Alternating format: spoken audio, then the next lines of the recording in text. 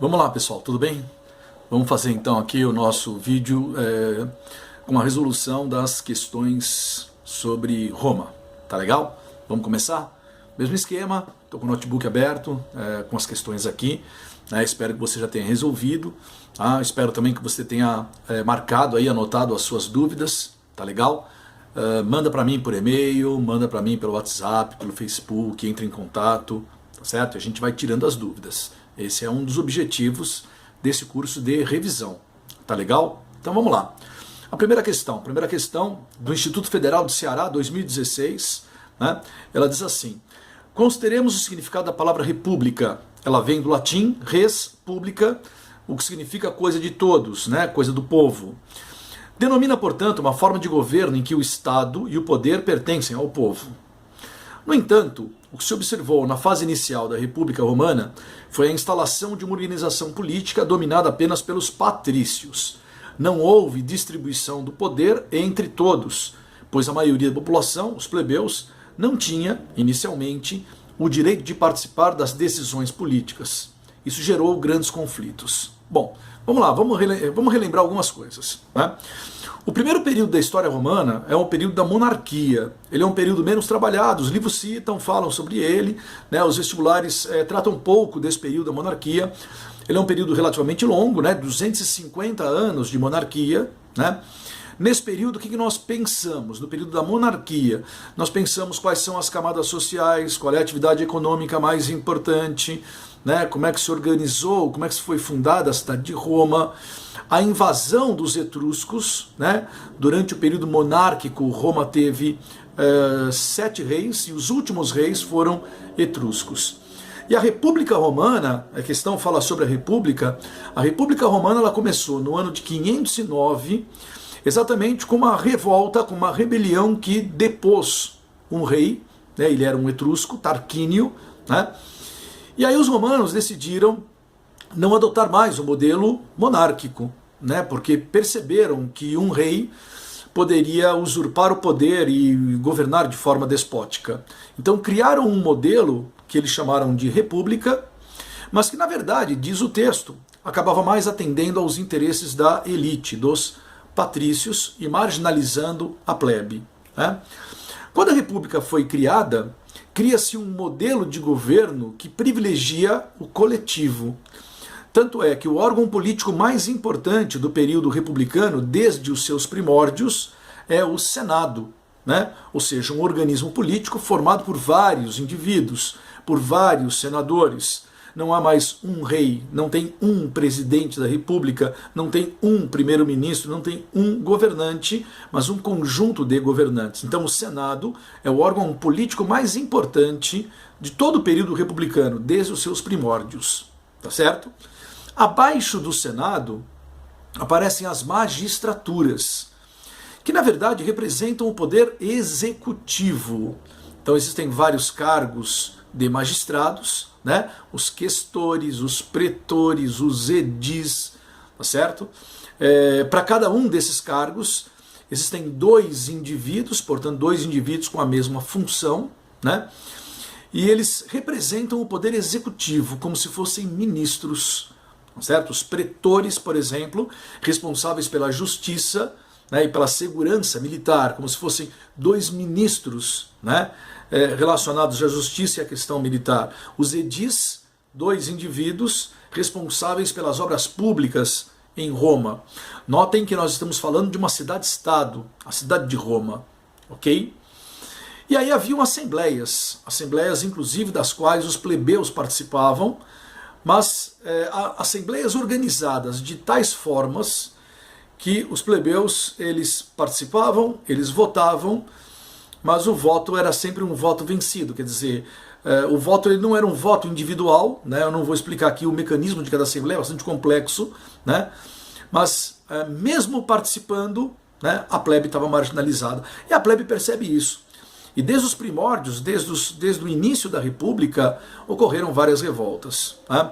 Nós estudamos no ensino médio, no pré-vestibular, 5 das maiores revoltas. As alternativas aqui tratam de algumas dessas revoltas. Então, a primeira parte do período republicano, ela trata exatamente disso, né? Por quê? Porque nós passamos de monarquia para república, então nós olhamos o que muda do ponto de vista político, né? Quem mandava na monarquia, quem manda na república, como manda na república, quem é marginalizado, o plebeu, e como é que ele reage, certo? Então vem as revoltas da plebe, né?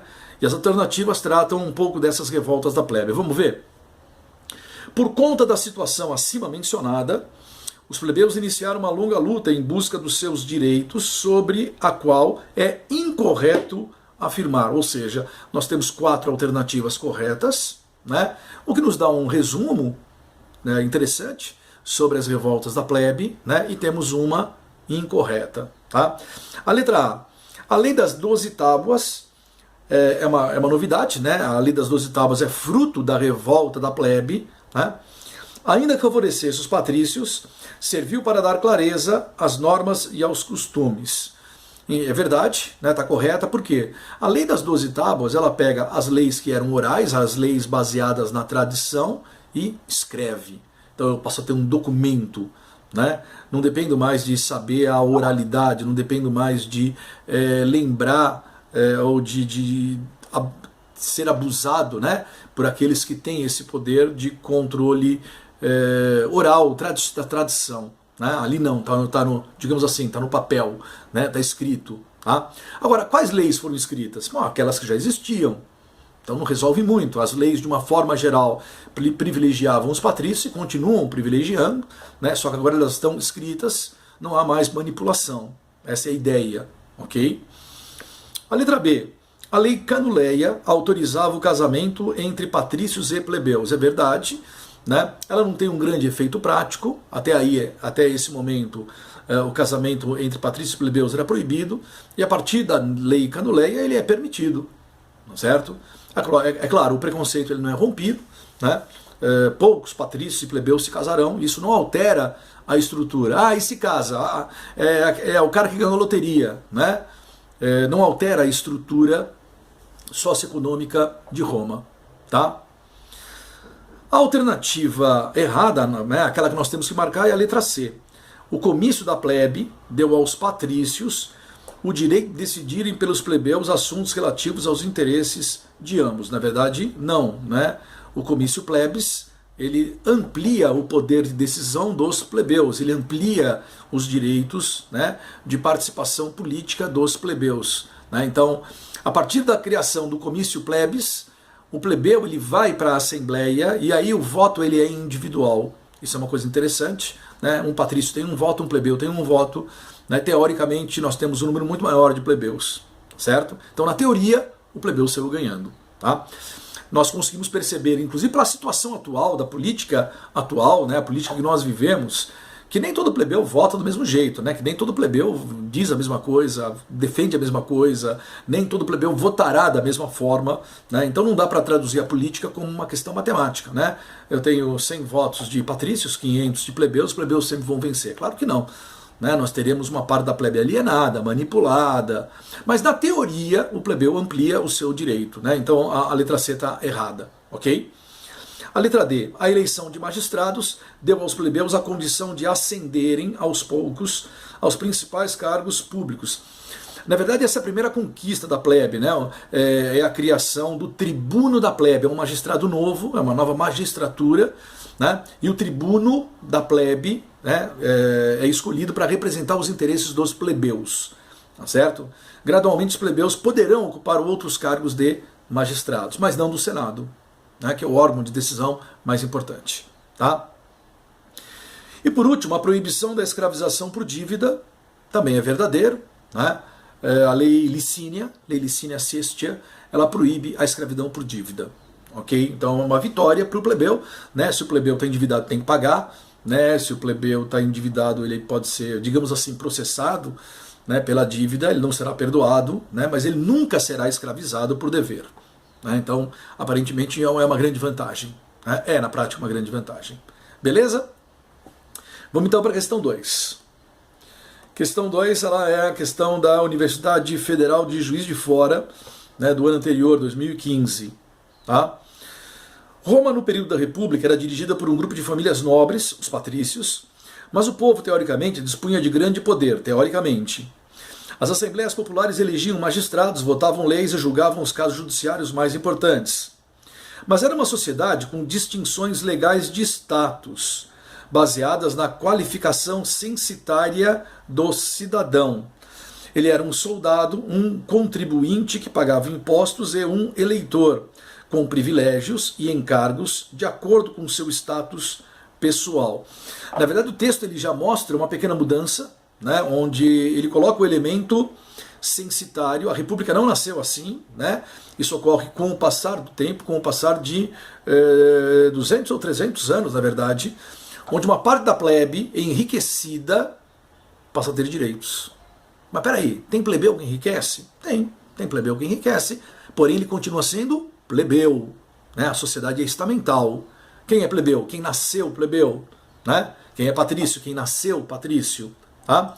A maior parte da plebe trabalha na terra, trabalha no braçal, pobre, explorado. Há uma minoria de plebeus que enriqueceu com atividade mercantil.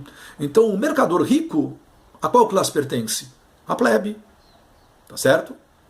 Porque ser plebeu ou ser patrício não depende da riqueza, depende do nascimento. Tá certo? Aquele que é patrício tem direitos. A partir de um certo momento, um plebeu rico, censitário, também passa a ter direitos. A maior parte da plebe, não. A maior parte da plebe continua, né, com o direito de participar daquela assembleia, que é uma assembleia manipulada, e etc. Ok? Mas não das magistraturas e muito menos do Senado. Beleza? Muito bem. Com base nessa situação e em seus conhecimentos, assinale a alternativa correta. É muito mais uma questão de interpretação do texto, né? O texto deixa claro que apesar dos mecanismos que existiam e garantiam alguns direitos aos setores populares, né, ainda essa prática política está associada a um processo de elitização. Né? Então a resposta correta está na letra A. Embora os setores populares pudessem eleger seus representantes, a sociedade romana era hierarquizada com base no status, o ser patrício, e na renda, que é o censitário. Tá legal? Vamos para 3. A questão 3 é uma questão da Universidade Estadual de Ponta Grossa, 2016. Uma das principais características do Império Romano foi a sua expansão contínua pelo território europeu, chegando até a até a África e a Ásia. Ao longo de 5 séculos, o Império Romano ampliou seus domínios e controlou política, cultural e economicamente um grande número de povos existentes em 3 continentes, a África, a Europa e a Ásia. Sobre o tema, assinale o que for correto. Primeiro vamos fazer uma observação quanto ao enunciado. Né? É interessante perceber que ele fala assim: o Império Romano teve expansão contínua pelo território europeu.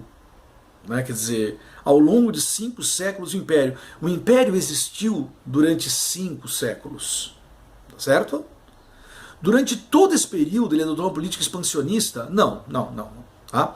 Então quando você pensa no processo de expansão de Roma, na construção de um império, olhando para as conquistas romanas, né? As conquistas no norte da África, no sul da Europa primeiro, depois na parte central da Europa, a conquista do Egito, tudo isso ocorreu no período republicano. Da metade da República até o final da República estão as grandes conquistas romanas. Ainda não tem império, ok?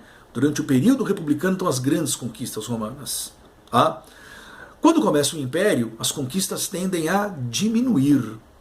Da metade do império para frente, praticamente já não tem mais conquistas, a não ser um pontinho aqui, um pontinho ali, mas aquela grande dimensão que você enxerga, né, sob controle romano, esses 3 continentes citados aqui, a maior parte das conquistas ela foi realizada durante o período republicano. Beleza? Vejam, por exemplo, a primeira afirmação. A vitória sobre os cartagineses nas guerras púnicas. As guerras púnicas estão entre os séculos 3 e 2 a.C. As guerras púnicas estão aí de 250 a 150 anos antes do Império. Né? As guerras púnicas estão durante o período republicano. As 3 grandes guerras púnicas. Tá certo?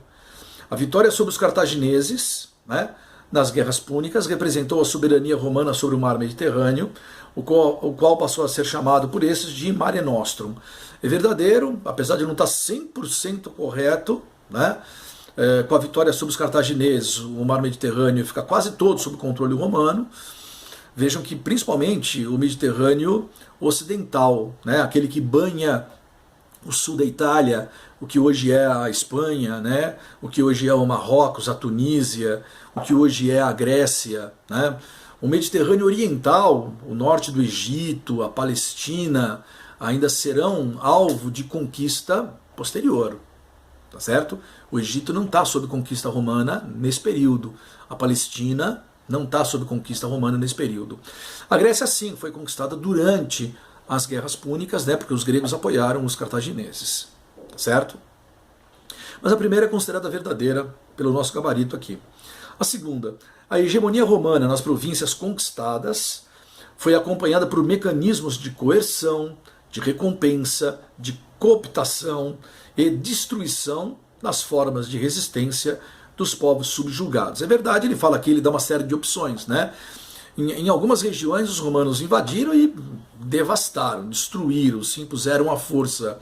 Em outras regiões os romanos, além de se imporem à força, acabaram fazendo alianças com grupos elitizados, né? Você pega, por exemplo, a história famosa da Cleópatra, né? Que teoricamente se casou com Júlio César, né? Então você tem mecanismos diferentes de dominar e de subjugar áreas e povos que foram conquistados. E os romanos se utilizaram, né, de mecanismos diferentes. É necessário saber em cada região romana, cada povo, qual é o mecanismo mais importante? Na verdade não tem como, ok? 4. Os bretões, daquela região que hoje é mais ou menos a Inglaterra, né, o sul da Inglaterra, conhecidos por seu espírito belicoso, guerreiro, se mostraram bastante hostis à presença romana em suas terras, o que dificultou o processo de conquista da Britânia pelo Império Romano. É verdadeiro, alguns outros povos também, isso é verdadeiro, né? Os gauleses são famosos, né? Asterix, Obelix, né? Porque resistiram o máximo que puderam, tá? Não vivenciaram, né, um processo de cooptação, não houve parte da elite que foi cooptada ou coisa que o valha.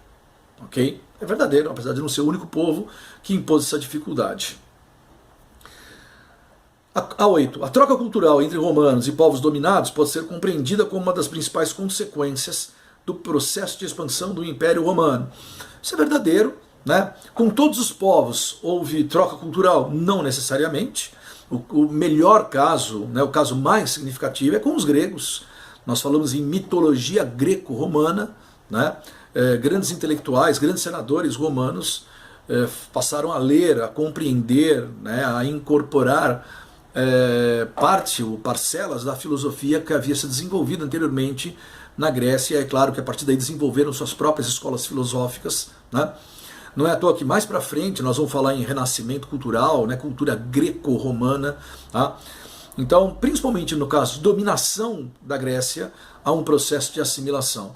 Com relação a outros povos, isso também existiu com maior ou menor intensidade, né? Você pode encontrar alguns povos onde isso não existiu, né? Não é uma regra padrão, tá? Mas nós podemos dizer que os romanos assimilaram a cultura de outros povos, é correto, tá? Então a única errada é a próxima, a 16. A escravidão adotada por Roma antes do início da expansão do Império foi integralmente abolida nas regiões conquistadas. O trabalho livre foi uma das formas encontradas pelos romanos para evitar a revolta das colônias. É claro que não, né? Os romanos, eles escravizavam uma parte dos povos conquistados, né, de duas maneiras. Promovendo a escravidão na própria região, né, e levando prisioneiros de guerra para Roma, né, e lá eles eram vendidos, né, ou distribuídos como parte do saque dos generais para os seus comandantes e eventualmente dos comandantes para alguns soldados. Certo? Então nós temos a 1, a 2, a 4 e a 8 como verdadeiras e a 16 como uma alternativa falsa. Beleza? A próxima volta lá para Juiz de Fora, né, Universidade Federal de Juiz de Fora. Esse é um fragmento de uma obra produzida no século I a.C., tá? 1 a.C. Diz assim: Os romanos apossavam-se de escravos através de procedimentos extremamente legítimos. É um homem da época que escreve, né, e diz que é normal, legal. Ou compravam do Estado aqueles que fossem vendidos debaixo de lança, aqueles que foram conquistados, eram prisioneiros, como parte do butim, né, o butim é o saque. Ou um general poderia permitir àqueles que fizessem prisioneiros de guerra conservá-los, juntamente com o resto do produto do saque. Se o general quiser, o general é um homem de família patrícia, né, ele permite que alguns dos seus comandantes, ou até mesmo alguns dos seus soldados, conservem alguns homens, né, parte do butim, ou saque de riqueza, ou de homens, né, como escravos, se o general quiser. Certo? Não é uma regra. Em relação à escravidão na Roma Antiga, assinale a alternativa correta. A alternativa correta está na letra C. A utilização da mão de obra escrava dos derrotados de guerra foi ampliada com o término da prática de escravizar indivíduos livres por dívida. Não há aqui uma relação de causa e efeito, hein? A alternativa induz um pouco essa situação, né? Ou seja, como nós abolimos aqui a escravidão por dívida, precisamos ampliar as guerras para obter escravos. Tá? O pensamento pode ser invertido. Como Roma começa a fazer guerra, como Roma começa a se expandir, traz prisioneiros, e aí eu escravizo o prisioneiro, né? Eu posso abandonar a prática da escravidão por dívida. Certo? Não há uma relação de causa e efeito. Tá? Eu, em particular, prefiro a segunda interpretação. Né? Os romanos fazem concessões à plebe porque eles possuem alternativas, né, para esse trabalho forçado que até então ele era imposto sobre uma parte da plebe, a plebe, entre aspas, endividada. Tá? Vamos para a questão seguinte, a questão 5, uma questão do Mackenzie. Tem um texto também. Os generais os enganam quando os exortam, estimulam, né, conclamam a combater pelos templos de seus deuses, pelas sepulturas de seus pais. O general está te enganando, plebeu, né, quando ele conclama que você combata pelos templos, pelos deuses, pelos seus antepassados. Isso porque de um grande número de romanos não há um só que tenha o seu altar doméstico, o seu jazigo familiar. Um homem comum, né, não tem um altar doméstico. A prática do culto ao antepassado era um ritual religioso. Ele era muito presente e estimulado no meio das famílias patrícias, né? E ele, ao longo do tempo, ele se perdeu, ele foi desestimulado no meio das famílias plebeias. Para o patrício era fundamental saber qual a sua origem, né, a qual família ele pertencia, né? E do ponto de vista religioso, isso era parte do seu ritual, né? Queimar incenso, por exemplo, para os antepassados. Tá? Muito bem. Eles combatem e morrem para alimentar a opulência e o luxo de outros. Soldados, a grande massa dos soldados, a plebe, combate e morre para alimentar o luxo de outros. Dizem que são senhores do universo, mas eles não são donos sequer de um pedaço de terra. O plebeu, né, é aquele homem despossuído, aquele cara que não tem sequer um pedaço de terra. Tá? Segundo o autor, que é o Plutarco, essas foram palavras proferidas por Tibério Graco. Tibério Graco, político romano. Que político é esse? É um tribuno, né? Foi o tribuno da plebe que ficou mais famoso no século II a.C., ainda durante o período republicano, né? A respeito da iniciativa promovida tanto por ele, como 10 anos depois por seu irmão Caio Graco, durante o período da República, né? Aí ele colocou a data de toda a República, do século VI ao século I, né? Podemos afirmar que, então, a gente muitas vezes fala sobre os irmãos Graco. Primeiro Tibério, praticamente 10 anos depois, mais ou menos, 10 anos depois o Caio, né? Foram representantes da plebe, tribunos da plebe, né? E a coisa que mais a gente fala, mais a gente lembra, é a defesa da reforma agrária. Tá? O Tibério foi assassinado, né? Mais tarde Caio também foi assassinado por defenderem políticas que favoreceriam a plebe. Muitos consideram que a política desses dois irmãos favoreciam também os patrícios. Né? Por quê? Porque ao conceder terras para a plebe, eles reduziriam as possibilidades de rebelião, de revolta da plebe e ampliariam a produtividade, né, de uma parcela das terras, né, que estavam desocupadas. Foram incorporadas por generais, foram dominadas por patrícios, né, mas que efetivamente não produziam. Tá? Então a resposta correta é a letra B. Ok? Vamos para a questão 6. Acho que esse vídeo aqui vai ficar meio longo. Segundo o historiador Marvin Perry, a partir de 27 a.C., a brilhante habilidade política de Otávio deu início à maior era romana.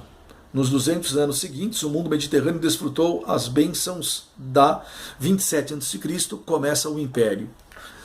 Otávio, em tese, é o primeiro imperador romano, né? Ele era membro do segundo triunvirato, eliminou os seus oponentes e centralizou o poder, militarizou o Estado, né? E assim se inicia, nós consideramos o Império. Otávio governou por cerca de 40 anos, mas o texto afirma que por 200 anos Roma cresceu, se desenvolveu, tem problemas, é verdade, né? Mas é uma época de expansão. Né? E é claro que depois desses 200 anos continuará o Império, porém nós vamos pensar a crise, a decadência do Império por mais de 250, quase 300 anos. Certo? Quando nós pensamos, e aqui é necessário tomar cuidado, eu achei que a questão ela ficou um pouco falha, né? A resposta correta na letra C, ela fala em Pax Romana. Né? A Pax Romana é a política adotada pelo imperador, pelo Otávio, e ela tem duas grandes características. Né? Primeiro é praticamente paralisar as conquistas e se preocupar com o domínio já das áreas conquistadas. Então, se olha para o mapa, é uma coisa monstruosa, aquilo que os romanos, desde o período republicano, conquistaram, né? E a grande preocupação do Otávio é conservar. Conservar significa, inclusive, combater eventuais revoltas, rebeliões. Tá?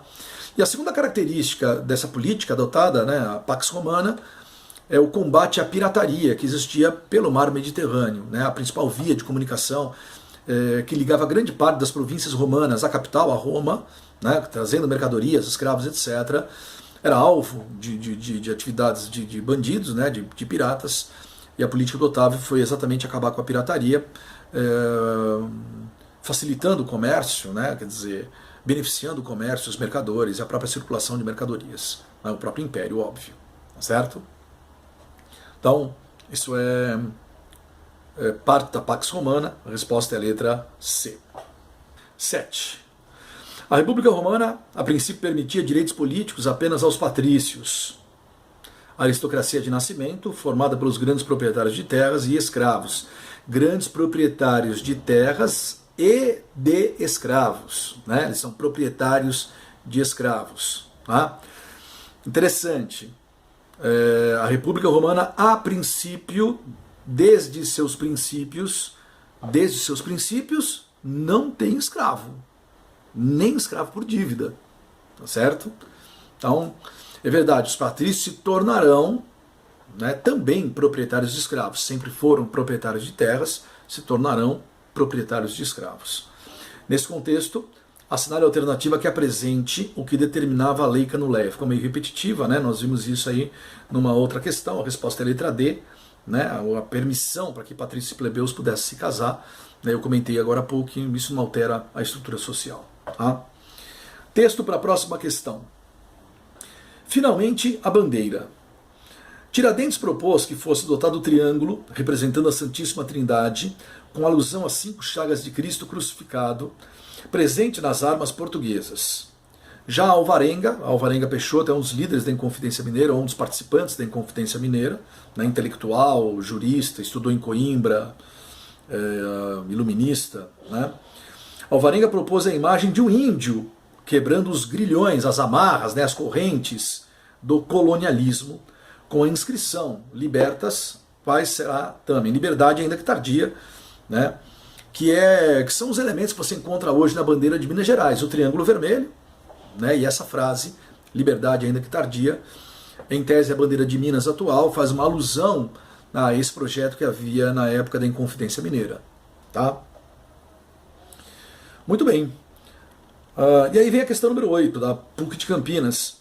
O texto, ao se referir ao poeta Virgílio, nos remete a um período da história da Roma Antiga, o Império Romano. Durante esse período foram características do Estado romano, né, características.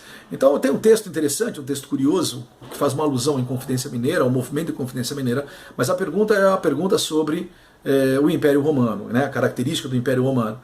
E a principal característica do Império é exatamente a centralização do poder, né, um governo despótico, autoritário, militarizado, de poder centralizado, no qual o Senado existe, mas é muito mais uma entidade, uma instituição política figurativa, né?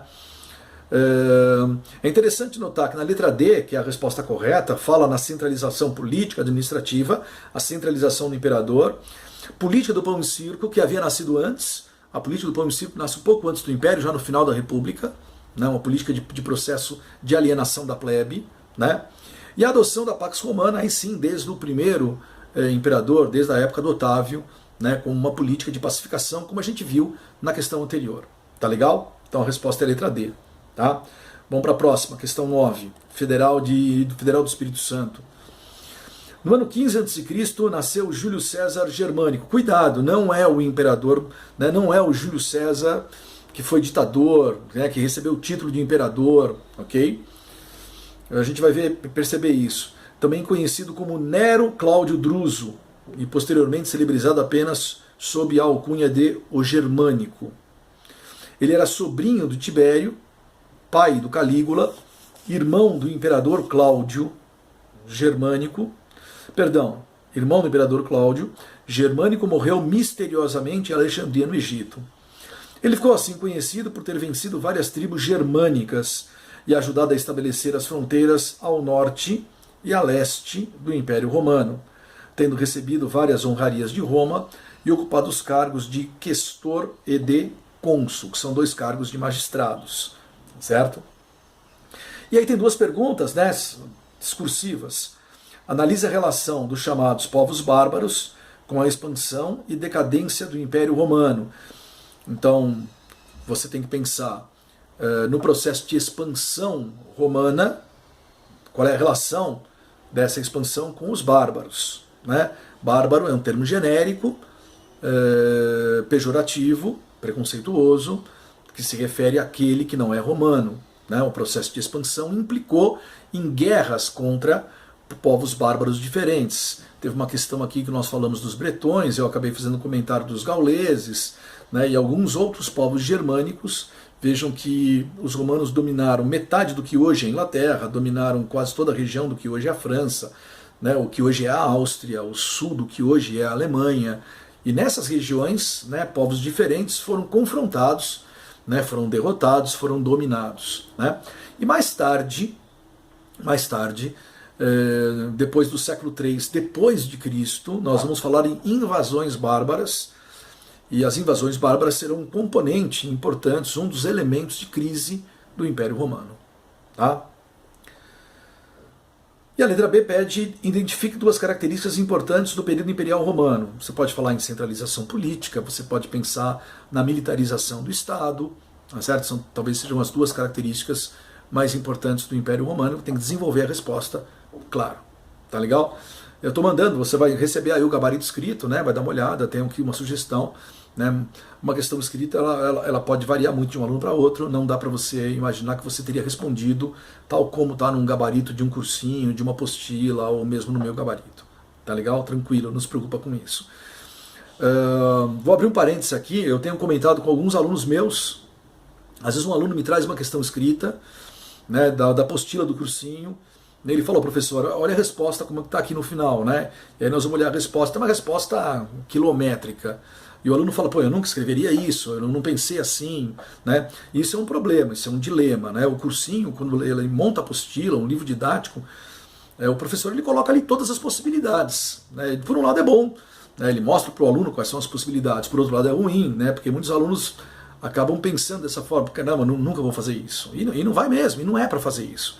Então, nesse ponto, uma resposta muito grande, muito complexa, muito completa, né, acaba criando uma situação negativa para o aluno, e você não pode se preocupar com isso. Né? Você não pode pensar dessa forma. Né?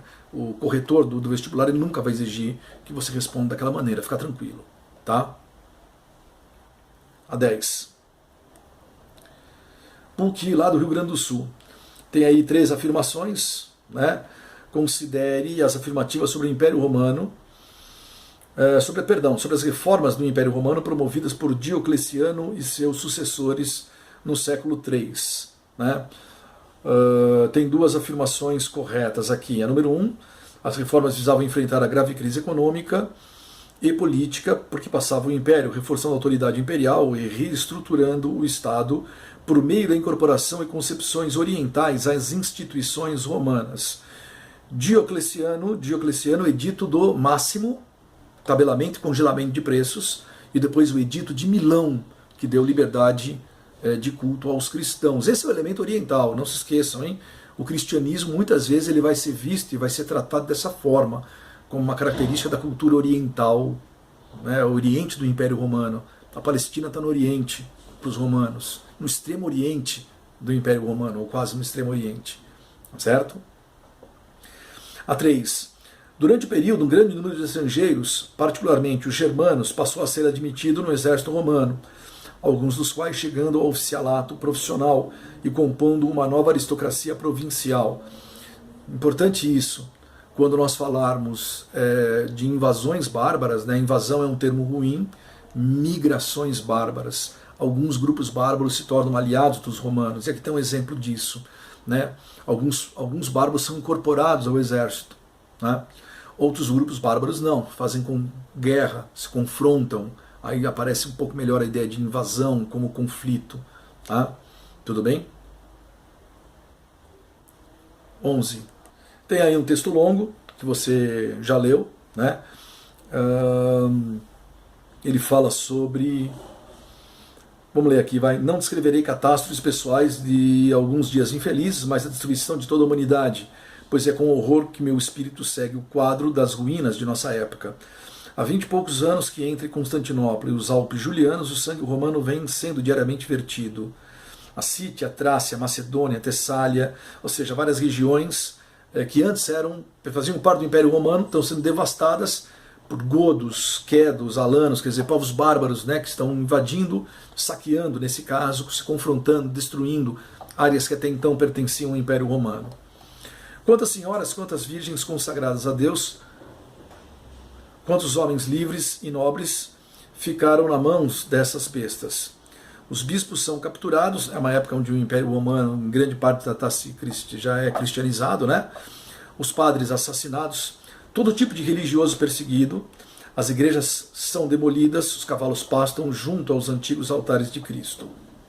Então, São Jerônimo, né? Esse texto ele fala bastante, né, desses 2 elementos, da combinação da cultura romana com o cristianismo, né, e das invasões bárbaras, certo?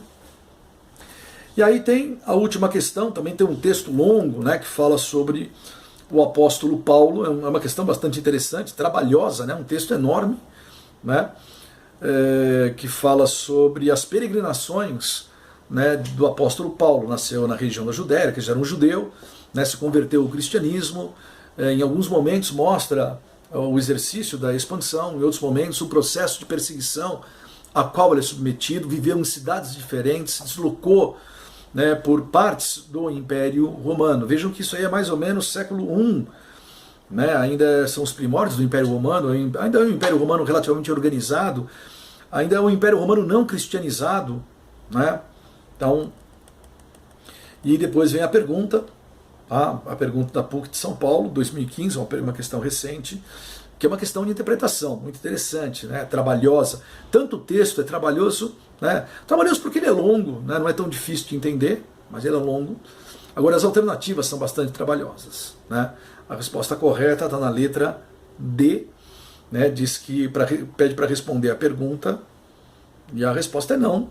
Né, quer dizer, a dimensão do império, e não apenas a dimensão territorial, mas os povos que fazem parte do império, com culturas diferentes, né, há uma certa intelectualidade no império, tudo isso permitiu, né, que o apóstolo Paulo transitasse por essas cidades, fosse acolhido em algumas delas, né, fosse protegido em algumas delas. Tá legal? Então é isso, nós temos aqui essas 12 questões sobre Roma Antiga, né? Reveja o vídeo, né? Vai pausando, tá? Anota as dúvidas, e manda para mim, tá? E aí eu vou dirimindo, vou tirando essas dúvidas. Tá legal? Um abraço para vocês, bons estudos.